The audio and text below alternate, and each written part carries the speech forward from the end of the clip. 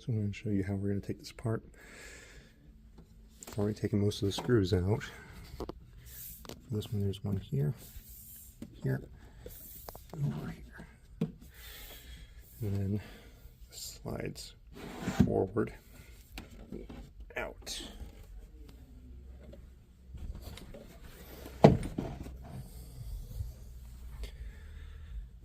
these sockets here. There's a peg on the bottom of the top board that slides in there. Then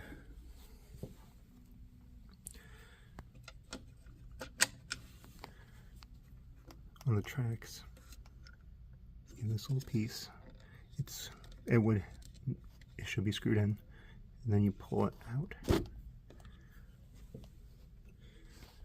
Do that for both sides. And then just lift it out. There you go. Once it's lifted, you'll tilt it.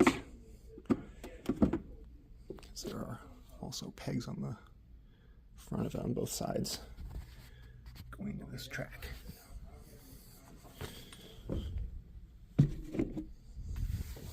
Then you'll have screws here,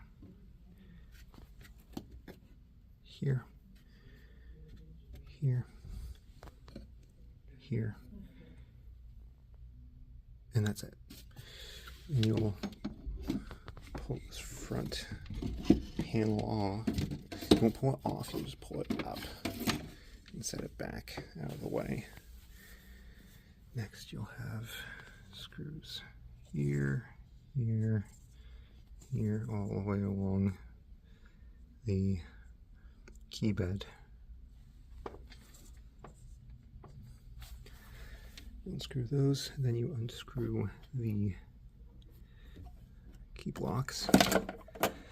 And for these, once you have it unscrewed, you will pull it back and out.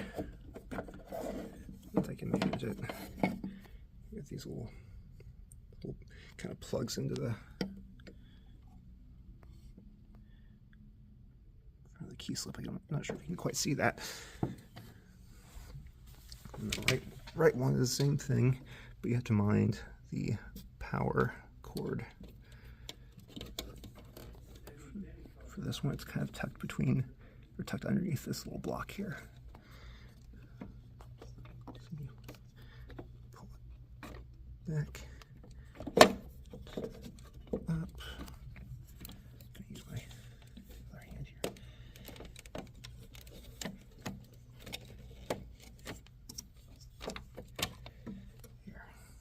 See that? That's got to be something to be careful of. You don't want to break that. Now, with all of that taken out, you can slide the key bed back. One thing I did forget to mention, when you're pushing the key bed out, you want to be mindful of this. Unhook those wires, just so they have a little bit more room to move around if they need to. The last thing you want is to pinch one of them and end up with a dead connection somewhere that you're clueless about. And that's when you don't get very much room, because these little speakers bump up against the bottom of the key bed. But that is still enough room to then take out the key you're having a problem with. In this case, that's one. Has a slower turn. So then you take a screwdriver, slip it underneath, and carefully push forward. It'll spring up. You still have to negotiate with the actuator on the bottom, on the front end of the key, but you work it up. There you go. See, now it's got a lot of grease there, that's fine. And there's your spring. There's the back end of your key, which is usually where it fails. And to put it back, let's just reverse it. You want to make sure that this part slots in right there. So put that in first. There you go. Once you're able to depress it all the way, that's where you're good.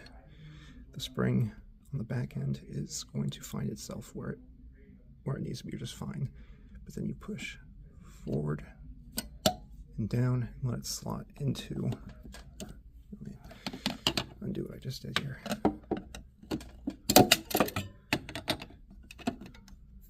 If you want to get, find myself. I want to get this slot into that guy there. So once again, press forward, down, and in. It kind of finds itself. But there you go. That's how you do it. That's how you take apart a Yamaha Clavinova and access the keys to be able to take them out and replace them.